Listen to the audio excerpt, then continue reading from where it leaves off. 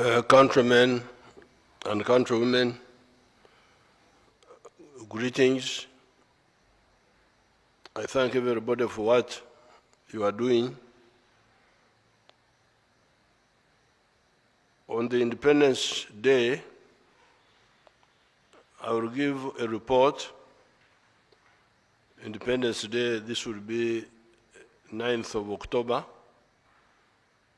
I will give a report, but the title I will use will be from the Church of Uganda prayer book, which says, balekanga bibasande okukola, ne bakola bye batasande okukola, n'amazima tegali mu bo. They left undone what they ought to have done, and they did what they ought not to have done, and there's no truth in them. And under that, I will cover a number of topics, including security. However, on this occasion, I need to again update you on the issue of terrorism. I gave a speech on the 30th of June, a big speech here, which was later put in a booklet. I wish all those who could read English could get this booklet and read it. But what I was saying in the speech of the 30th of June, following the attack on Nyabugando Secondary School, other people call it Lubiriha, where a number of children were killed. What I was telling you was that ADF was defeated long ago, was defeated finally in 2007, just before the Commonwealth Conference, when they tried to infiltrate from Congo, 100 of them, and 83 of them were killed by the commandos in Semrik National Park. That was really the final, the last blow on ADF as a military force. They went back to Congo. Of course, they were given accommodation by His Excellency Kabila, and they stayed there. Now, if they were wise, they should have just kept low and not try to foolishly provoke the security forces of Uganda. But there are people who are ideologically bankrupt, strategically bankrupt, so they underestimate things. Instead of just hiding and continuing using that space of Congo for making money, because they were making money from gold, from stealing people's cocoa, from cutting timber. Instead, they foolishly continued to try to come into Uganda. You remember they were killing our sheikhs, our Muslim sheikhs, the ones who did not support them. Quite a number of them were killed. And then they killed Joan Kagezi. That why is she prosecuting them seriously? Other prosecutors are bribed, and they don't prosecute seriously. So this Kagezi must be killed. Then they killed Major Chugundu, and then they attacked General Katumba, killed his daughter. Now, this was a very big miscalculation by them. Once the security forces of Uganda are mobilized, there's no way any of such groups can survive. The only obstacle had been the attitude of the government of Congo, of Kabila. The government of Congo had no capacity to fight these people. I wouldn't want to say that they were supporting them, but they had no capacity to throw them out of their territory. And yet, they didn't want us to help them. The UN was there, but UN is not a serious force which can do any serious work. Then our brothers from Southern Africa came. They came and only fought M23. And they just sat there in Beni and other towns. And these people were there killing Congolese all that time, killing them, robbing them, but also once in a while sneaking here and committing those criminal provocations of killing our people. Now, finally, after a lot of talks, His Excellency Tshisekedi allowed us to operate. And that was the end of ADF, I can assure you. You may not know it, of course, you don't have the details which I have, but I can assure you of that. Once the UPDF is given permission by the Congo government to hunt these people, there is no way ADF will survive. And the proof of that is ADF, LRA, they were originally from Uganda. Why don't they operate in Uganda? Why do they operate in Congo or Central African Republic? It is because they can't operate here. There's no way you can operate here and survive as a rebel force. Because they are Ugandan, why don't they fight here? Why do they have to be in Congo, those places? There are enough forests here. If you think you have the capacity to challenge the state of Uganda, there are forests here. Why don't you use them? Why do you have to go and use the one of Central Africa, then the ones of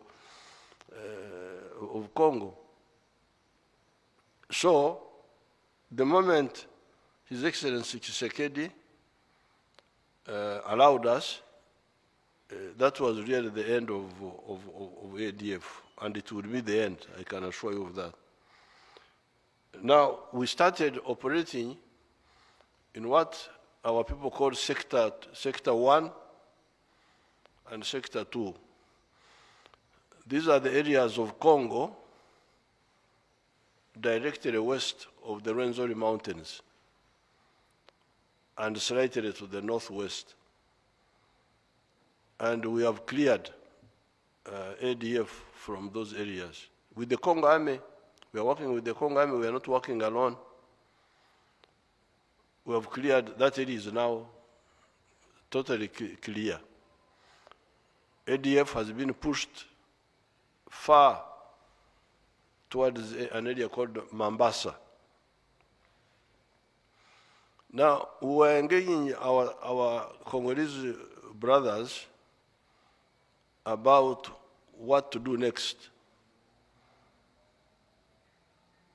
because some of these concepts are not well known in some of these areas. Fortunately now, when I last met the Chief of Defense Forces of Congo here, just like a week ago, they have agreed to the concept of LDUs, because that can be the only problem. Once we have cleared ADF in what they call Sector 1 and Sector 2, the areas west of the Rwenzori, if we move forward to follow them where they are now, they can come back behind us and start causing trouble. That's why we need a local force to stay there, make sure that they don't come back. Because we have the capacity to ensure that no force hostile to the government of Congo or to our government can congregate anywhere and survive. Congregate, come in numbers, 20, 30, 100. We have that capacity.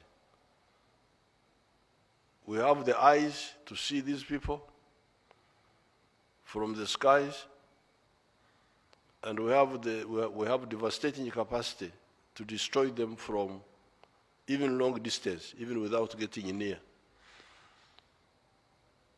So as long as the Congo government is allowing us to operate, there is no way the ADF will congregate in that area.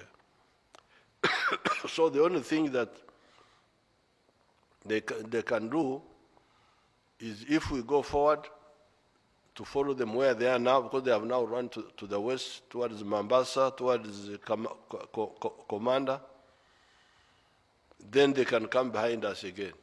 But fortunately, the Congo government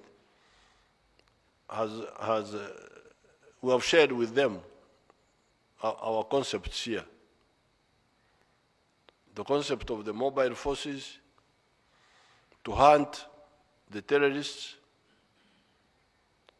the zonal forces to remain in the area so that in case anybody comes back, they are there, and also the LDUs to guard the villages. If there were LDUs in Nyabugando, that place there, if there had been some local LDUs, that killing of the children would never have happened. But we did not have LDUs in that area because it has been a peaceful area for a long time. Otherwise, if it becomes necessary, we shall put the LDUs. But it's not necessary. Now, when the attack happened on the children on the 16th of June, it was from this sector, what is called Sector 3, that is now the area south of the Rwenzori Mountains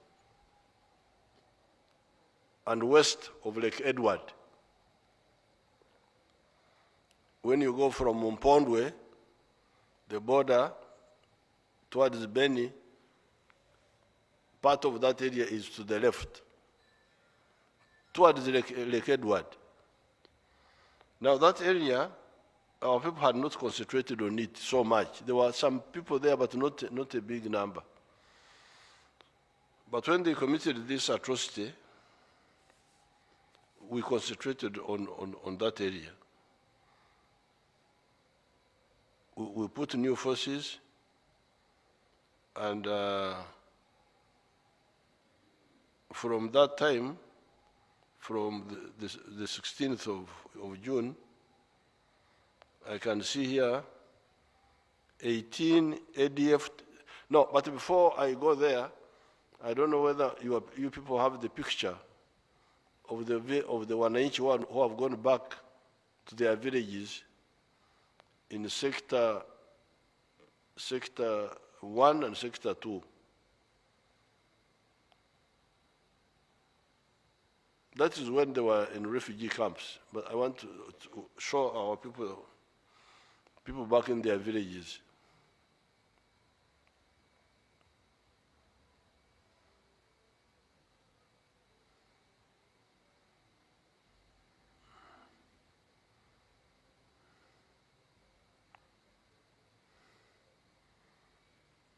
Is that a village or a camp or what?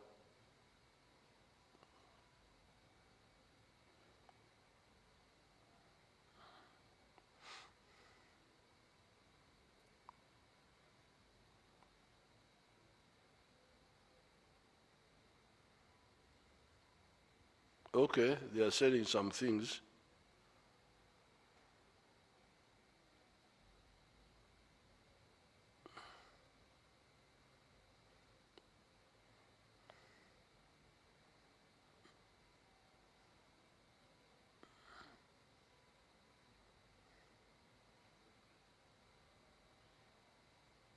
What's that? That's a meeting.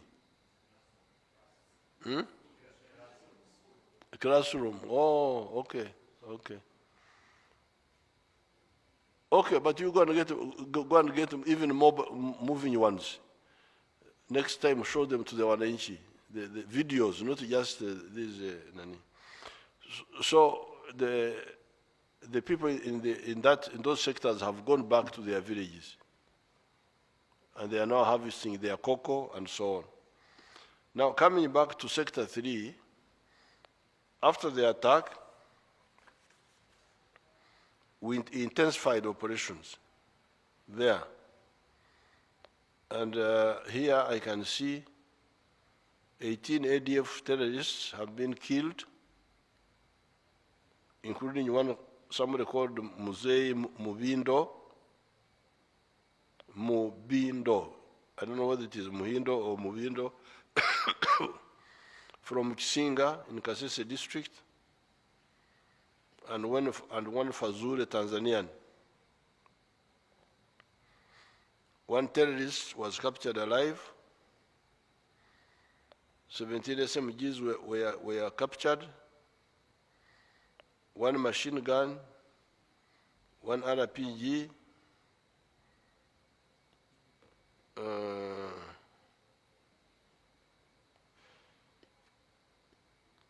21 abductees have been rescued.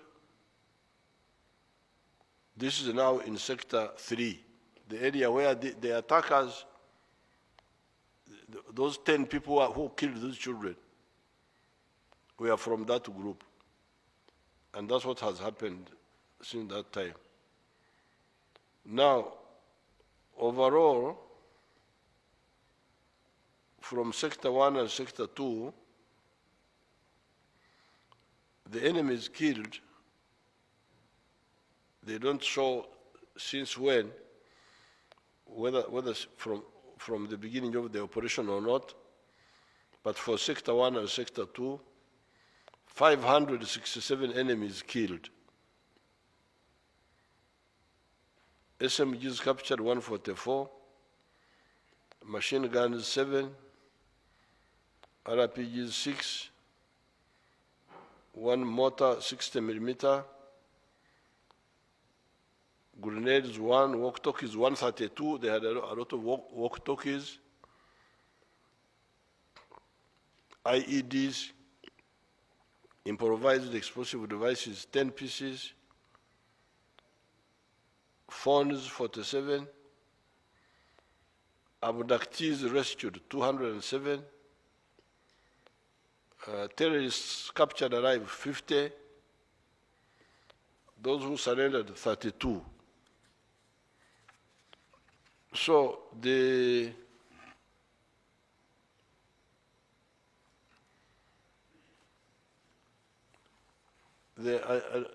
don't see the army people here because they are more involved. They should be able to inform you by making some of these people talk to you people, the captured, instead of me coming to tell you. The captured people should be the one to tell you, to tell the Ugandans. The abductees, the ones who have escaped. You know, the NRM and all its groups are always very, very, very weak in terms of information, in terms of informing people. Because why should Museveni be the one to come and talk about ADF? Their commanders who have been captured. Let them come and tell you, because I'm not ADF. Why am I the one talking about ADF and so on, as if I am? You should make the people who are involved to tell the story. You have the captured ADFs, you have those who have surrendered, you have the abductees. So they should be the one telling you the story, and the journalists asking them questions, and then they answer them, so that the whole population knows what's happening. Instead of keeping the war as if it's a secret for me and the commanders, and as if we are keeping a secret. Yes, there are some secrets of plans, but what has happened in the past is not a secret. It should be known. So I directed that the command of the army, because the UPDF are the ones directly involved, should be the ones to, they should bring journalists and bring these people, the ones they are reading, because I have their names here, those killed and captured, there are so many here. So some of these should come and inform you about what's happening. But the point I want to emphasize to you is that ever since 2007, the ADF was defeated. These efforts of trying to infiltrate and plant bombs and assassinate some people were really miscalculations by the ADF, and we are going to finish them. Now, regarding the bombs, the other day we defused the police. This time the CMI worked with the police to defuse more than 3 bombs, because there was one bomb which was going to be planted in Kayanja's church, which was intercepted and detonated. There was another one in a place called Bunamwaya, planted somewhere in a house. There was another one which was put in a lodge and was going to be exploded later. They were all captured, and the other materials for making bombs were captured. We know, and of course, the CMI and have arrested 7 people who were involved. And we know all this time the ones who are doing this. The planners, mainly the planners, we know them. Sometimes we don't know the executors, but eventually we come to know them. Now the planners are in Congo. So we are going for them. The Congo government has allowed us, apart from hunting the ones in the forests, which we have been doing since 2021, when we started. We shall go for these ones who are sending these young people to kill to kill other people. The other day I had a cold and I had to check for corona. There was no corona at this time, but I still have that cold. Now, we are going to finish all these people. So what my purpose of talking to you now is to make you people not panic, thinking that this is a big problem. The problem was more or less solved long ago when we defeated ADF in Semuliki Valley in 2007.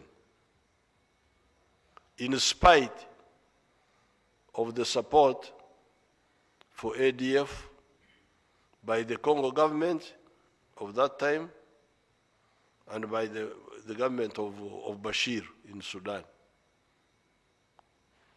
They had support, but we defeated them. Defeating means you kill them and almost finish them. Anybody who enters Uganda armed is killed. So they gave up entering Uganda as a force. Because when you come as a force, a platoon is like 40 people. You come as a company, 150, you are dead. That's what happened in Semuliki Valley in 2007. They came, 183 were dead in a very short time. 87, I think, only 13 went back. From that time, they cannot enter Uganda as a force.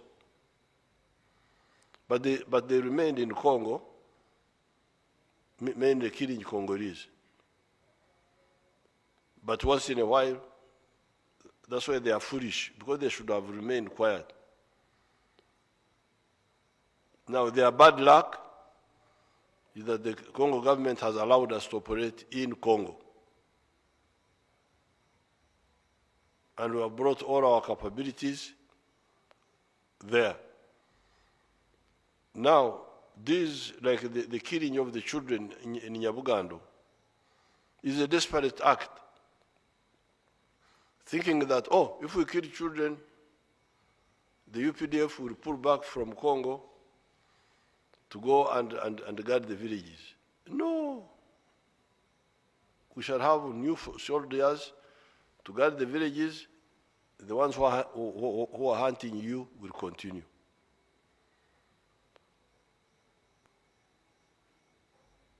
The infiltration of these people who come who come and buy, because some of the materials they use to make these homemade bombs are ordinary chemicals on the market.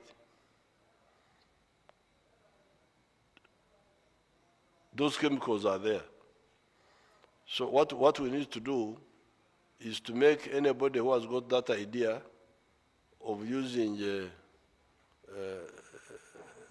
these chemicals to kill people to lose appetite for doing that. You do it, we kill you. The planner will die or will be captured and prosecuted, and so will the executor. So working with the Congo government, we are hunting these people, the ones who are sending, and because we know who they are. Therefore, I don't want anybody to start panicking and think that there is a big, insoluble problem.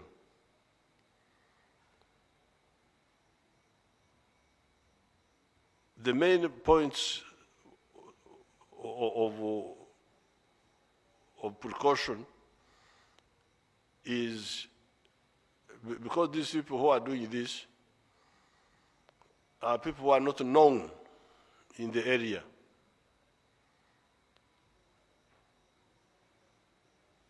I think this is also a disadvantage for the ADF. Because we have been hunting them,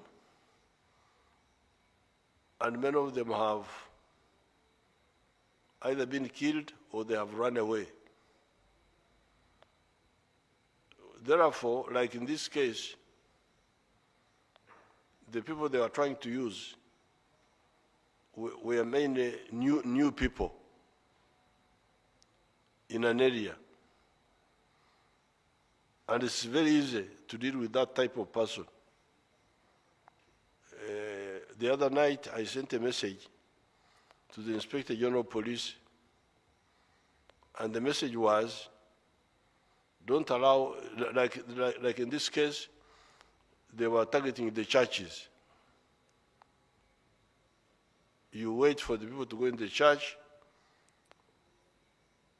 and you take a bomb there in a bag, and you leave it there, and then when you're out, you kill people. But this is if people are not alert. You can only they are also quite stupid in their so-called. This is only when people are not alert. Because when we are alert, first of all, we are not going to allow anybody we don't know in our church. Like my church, I don't know your churches of Kampala, but like mine of Chamati, we know everybody by name. Oh, this is so-and-so, this is so-and-so, this is so-and-so. So, you come there, you are non-Chamati, you are not going to enter. Finish. We will get you even before you do anything. So Ugandans, as we are hunting these people in Congo, the authors, your job here is to see anybody you don't know and say, who are you? Police, come. Ugunoha. Onani. That's what actually caused the problems for them at Kayanja's place. Because I had alerted the police, I had sent a message to the police. You people, watch out. Anybody trying to go to the church, when he's not known in the area, challenge him. That's how we got them. Now, then, carrying bags containing explosives.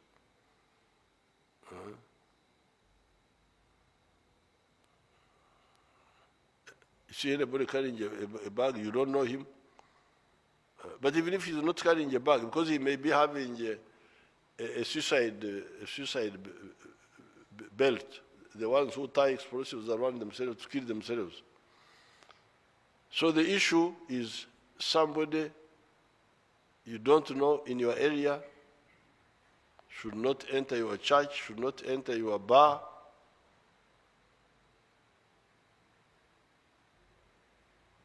Markets are more difficult, but the markets are more organized. There they can check the ones who are entering and leaving, because the markets are in confined places. So that's your assignment now. As we are hunting the other people there, your assignment is don't allow anybody you don't know to enter your church, to enter your mosque, without challenging, and not only challenge him, but also contact the police. There is somebody here. There's somebody here we don't know in this area. Now, ADF, because we have been hunting them, many of them had run away. They are not known in their areas. They are using strangers in these areas. Now, for the hotels and the lodges, take particulars of people who come there. Make sure they show you their ID cards with their pictures. Like this one who had planted a bomb in Budamwaya, who had planted 2 bombs, one in a house and another one in the hotel room. He asked for a room. And the attendant had no room. And then said, give me your phone. When I get the room, I will ring you, when people vacate the rooms. So the terrorist gave her a wrong number. So when the girl got to the room, she rang the number. The number was in Chotera, belonging to an old woman. So we had to arrest the old woman, poor old woman, because her number was with the terrorists. But then the terrorists came back separated now without ringing, and found that the room was there. Then the girl said, but you gave me the number. When I rang, nobody picked. So, oh, the other man didn't answer. They're also not very clever. So you can see there is a gap by the hotel people and the landlords. Because remember, a terrorist must sleep somewhere in the night. You know, the one who is talking to you is a former, not terrorist, but because the question of where do you sleep is very, very serious. If you have got a smart group who tighten where people sleep, it's a problem for you. Because you must bring your card, your ID card with your picture, and the telephone numbers there. So if you tighten that system of the hotel owner, the hotel receptionist, not even owner, the receptionist must not allow anybody to book without showing their ID cards, which then are recorded. Because the ID cards these days are strict. They are no longer the other ones where people are just printing. I think they are electronic. Are they not electronic? The ID cards now. Yes. The ID cards, and then you must, so you police, you really train our people, the receptionists, the hotel owners, no room without showing an ID card, and making sure that my face is the one which is on the ID card. So those are the hotels now, hotels and lodges. Then you come now to the landlords, because also they can come and flats and so on. The landlords, the same. So the moment you block these people from the hotels, from the lodges, from the estates, the housing estates, that means now they must stay with the families in the homes. And some of these groups don't have many sympathizers who are ready to risk keeping them.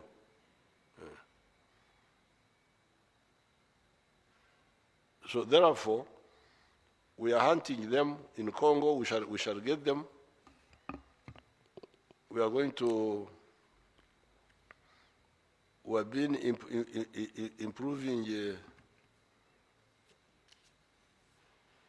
We have been improving methods of detection, but in the meantime, this is what I asked the population to do. Number one, no strangers entering your church, please. Anybody whom you don't know in the area must be challenged and isolated and reported to the police. Nobody should enter your bar because you drinkers, you know one another.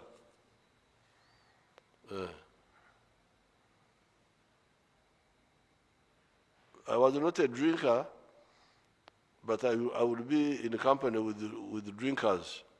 In Nairobi, when I was recruiting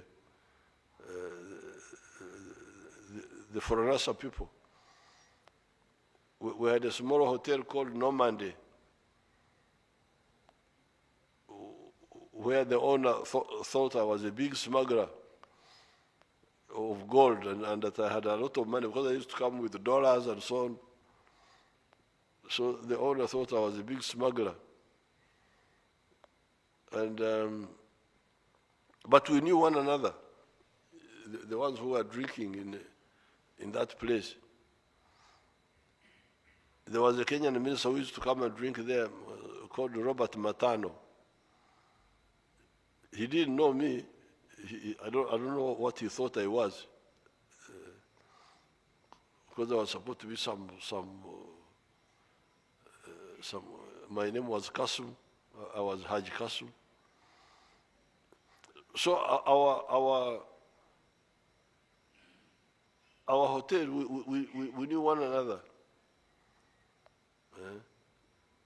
So the drink mates, please don't allow anybody whom you don't challenge him. He may have no problem. He'll be just a visitor, but challenge him. Let him be checked, and before you allow him. And then the hotels and the real estate identity cards. For the buses and markets, you need to search people who are coming. There's no shortcut for that, for the buses. But it will not take long because we are really, they are desperate. They are desperate. I don't know whether to advise them to surrender, because even if they surrender, especially the hardcore, the ones who have been doing bad things, we can't just forgive them. They will have to be held accountable. They have done so many bad things, but maybe they may not die. They may be sentenced to prison sentences. If they surrender, we can look at, even if he's condemned to a death sentence, but if he's not dead, there's a chance that he may get a pardon for lower sentence. So I think there is still some advantage for them to surrender now. Otherwise, they will die. We shall kill them. They have done bad things. They have provoked all this. Imagine they wanted to, if they had gone into that church of Kayanji, how many people would have died? So, only option at this stage is surrender. You will not be forgiven. We shall not say amnesty. No. That one I cannot lie to you, because you have done very many bad things. But you may be tried, sentenced. You may get a punishment less than death. That will be better than dying. Now, finally, this ADF started because of the ideological disorientation. in the Middle East, including Sudan, because some of our young people, Muslim young people, would go to some of those places and get these nonsensical ideas of saying that Islam is the only correct way of life. And anybody who does, and Islam of a certain type, and anybody who does not agree with that must be killed. Really? This is what I told Bashir, the president of Sudan, former president. We, the indigenous people of this land, this is our land. It's not the land of Arabs. It's not the land of Europeans. It is our land.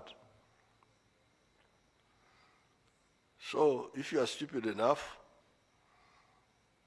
and you go to bring that nonsense here, we teach you a lesson. I told Bashir, because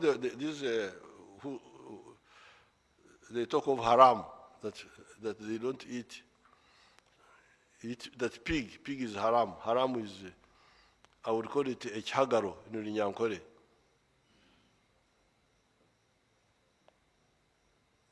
I told Bashir, General Bashir, please, my list of haram is much longer than yours. Because for you are saying that pig is haram. Me, I say pig is haram. I'm a Mnyankore. Private bag, Mbarara. Ntunga mo not even Mbar. Private bag, I don't have post office number. We had private bag just, our letters would go through the sub-county. But we are the owners of this land. This Ntungamo, this Bunyoro, we are the people of this area. Too bad for you. If you don't like us, stay where you are. So don't go on. So I told Bashir, you say that pig is haram. Me, I say pig is haram. Fish is haram. I don't eat fish. Fish is haram. I don't eat chicken because when you eat chicken, you become unstable. Chicken is a chungu, is a bird. I don't eat mutton. I don't eat all those things. So my list of haram is much longer. But the difference with us here, with the people of this area, is that whatever beliefs I have, I don't interfere with my neighbor if he has got a different belief. For instance, although Banyankore were not eating chicken, but they were keeping chicken for the traditional religious ceremonies, okuragura. But when your Muganda friend, Ore Mukochi, Ore Muzuba from Tanzania, came, you people, you eat chicken, you take this chicken and eat it. This is our culture here. You live and let live. You have your own way, everybody knows it, but I don't interfere with your way of life, you don't interfere with my way of life.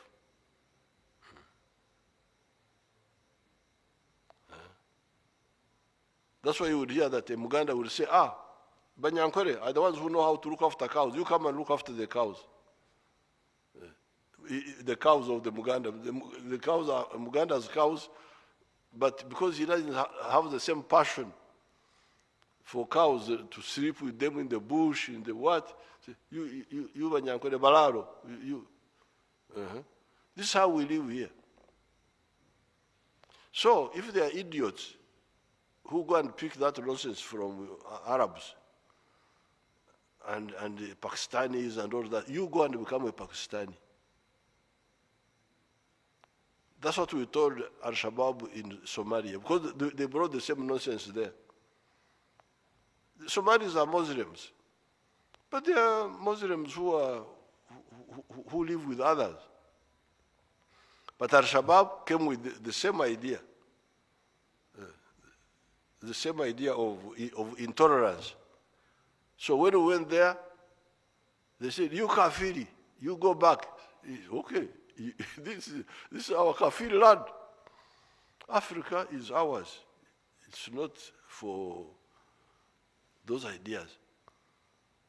So, if you don't want us here, you go back to, I don't know where they come from, Pakistan or whatever. So, fortunately, many of the Muslims are against this. Our Muslims, many of them are against. But those who got caught up, their only chance to come out is now. Because we are not going to wherever they go. In Congo, we are following them. Sometimes they run to South Africa. Those are our allies. Once we get enough information, we shall catch you there in South Africa. Tanzania, Kenya, you have nowhere to go.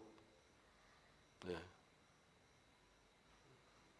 Maybe you go to Europe, because Europe sometimes they go and, if you go and become a homosexual, then they can keep you there. But here in Africa, the only chance you have is surrender and go to jail, but you may not die. So I thank you, the Ugandans. Don't panic. This is the tail end of the ADF. It's not the beginning, it is not the expansion, it is not the growth. I saw members of parliament panicking. I saw them on the TV, panicking, what? There was somebody from Bugabura. These people may come to Bugabura, they may go where, what? No, this is the tail end. We are hunting them. We may miss here and there, some small thing may happen, something may happen, but in the end we shall get all of them. I thank you and I wish you good luck.